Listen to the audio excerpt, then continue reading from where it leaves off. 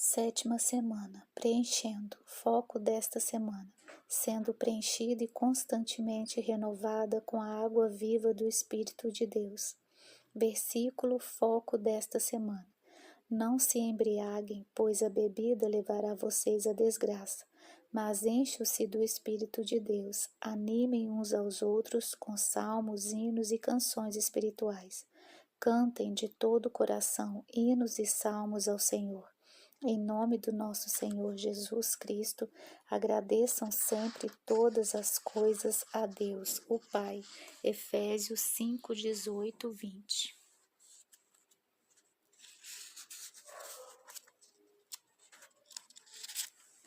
Primeiro dia, preenchida com água viva. Deus nos criou como instrumentos vazios, desenhados para sermos preenchidos apenas com Ele. Todas nós sentimos aquele vazio interior, aquele vazio do tamanho de Deus, e somos impulsionadas a preenchê-lo. Podemos tentar preenchê-lo com uma carreira com dinheiro, com uma casa lindamente decorada, com roupas, com maquiagem e com corte de cabelo. Podemos tentar preencher o vazio com comida, com limpeza da casa, com trabalho árduo na igreja. As possibilidades são infinitas. No entanto, se você quer se tornar uma mulher poderosa nas mãos de Deus, o quarto requisito é ser preenchida e constantemente renovada com a água viva do Espírito de Deus. Não é suficiente nos preenchermos com doutrinas e princípios, tradições, rituais e hábitos. Precisamos da água viva que flui do trono de Deus para as vidas daqueles que habitam nele, e depois, por meio de suas vidas, para saciar a sede de um povo ressecado e moribundo. Jeremias 2,13 descreve dessa maneira: o meu povo cometeu 2 pecados. Eles abandonaram a mim, a fonte de água fresca, e cavaram cisternas, cisternas rachadas que deixam vazar a água da chuva. Ao invés de nos voltarmos para a fonte, nós tentamos nos satisfazer com coisas que nunca poderão saciar nossa sede. Você talvez se lembre de uma certa mulher samaritana que sabia tudo sobre esse assunto. Nós a conhecemos durante o estudo da 4ª semana. Ela tentou se preencher com homens, ela foi de relacionamento a relacionamento, buscando ser preenchida por algo que só Deus pode dar. Então, ela encontrou Jesus. Ele olhou para os erros que ela tinha cometido no passado e lhe fez uma promessa: quem beber desta água, a do poço, terá sede de novo, mas a pessoa que beber da água que eu lhe der nunca mais terá sede, porque a água que eu lhe der se tornará nela uma fonte de água que dará vida eterna.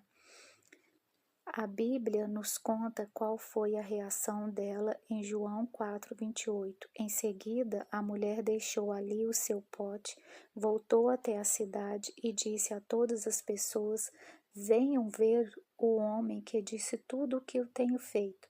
Será que ele é o Messias? Como resultado desse encontro, durante o qual ela foi preenchida com a água viva, sua vida teve um impacto de alcance muito maior. De fato, muitos dentre os samaritanos daquela cidade acreditaram em Jesus por causa do testemunho daquela mulher.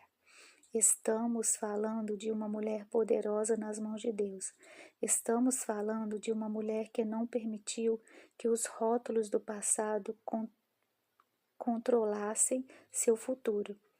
Estamos falando de uma mulher que se recusou a permitir que o seu passado a impedisse de se tornar quem deveria ser. Estamos falando de uma mulher que foi preenchida com a água viva de Deus. Por qual motivo tantos samaritanos se voltaram para Cristo? Porque a mulher samaritana no poço foi uma mulher poderosa nas mãos de Deus. Porque quando as pessoas olharam para a vida dela, eles não podiam ousar dizer: que mulher extraordinária, eu jamais poderia ser como ela. Não, na verdade, eles eram compelidos a dizer: que Deus extraordinário é esse que ela encontrou. Se há um lugar para ela em seu reino, talvez tenha um lugar para mim. Se ele pode usá-la, talvez ele possa me usar também. Afinal, o que realmente significa água viva? Jesus esclarece sobre esse termo alguns capítulos depois. No último e mais importante dia da festa, Jesus levantou-se e disse em alta voz: Se alguém tem sede, venha a mim e beba. Como dizem as Escrituras Sagradas, rios de água viva vão jorrar do coração de quem crê em mim. Ele estava se referindo ao Espírito Santo, que mais tarde receberiam os que nele crescem. Até então, o Espírito Santo ainda não havia sido dado, pois Jesus ainda não fora glorificado. Ser preenchida com Deus, com a água viva que Jesus prometeu, não é um evento único, é um estilo de vida que acontece de momento a momento. Mais uma vez, coloca isso muito bem. Tudo o que a Igreja e seus membros precisam para a manifestação do poder grandioso de Deus no mundo é que retornemos ao nosso verdadeiro lugar, ao lugar que nos pertence, tanto na criação como na redenção, o lugar de absoluta e incessante independência de Deus. Deus, como Criador, formou o homem para ser um instrumento no qual ele poderia manifestar seu poder e sua bondade. O homem não foi feito para ter em si mesmo uma fonte de vida, ou força, ou felicidade. O termo é quem pretendia a cada momento ser o comunicador para o homem de tudo o que ele precisasse. A glória e a bem-aventurança do homem não estão em sua independência nem em depender de si mesmo, mas em depender de Deus. O homem foi criado para ter a alegria de receber todos os momentos que a plenitude de Deus pode lhe proporcionar. Cristo é a nossa própria vida. Não há vida sem água.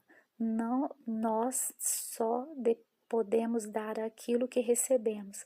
Afinal, um recipiente não pode criar água.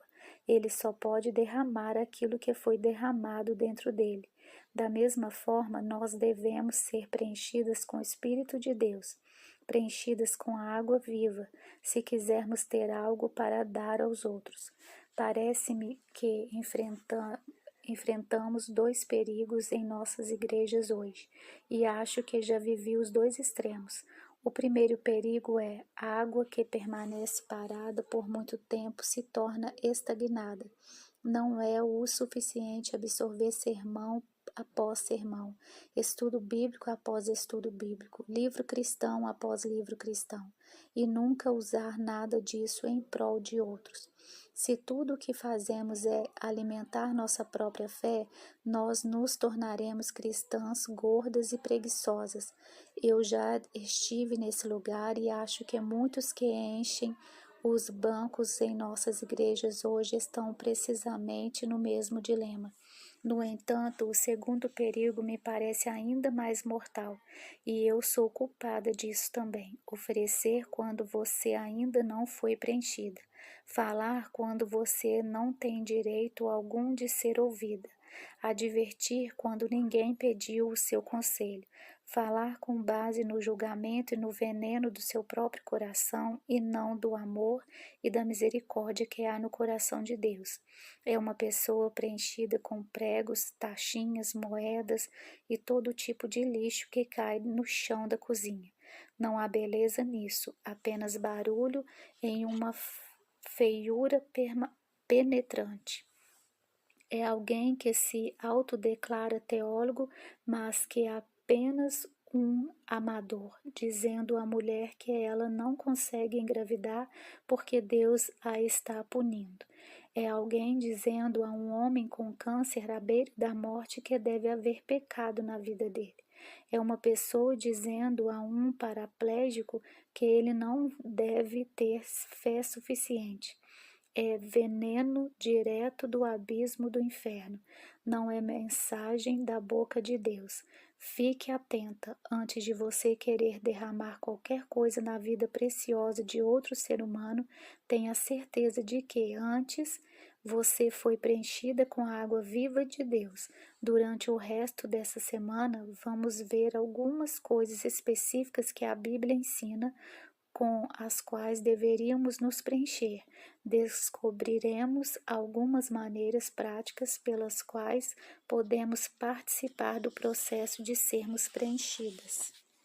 Para recapitular, um recipiente não pode produzir água, ele só pode derramar o que foi derramado nele antes.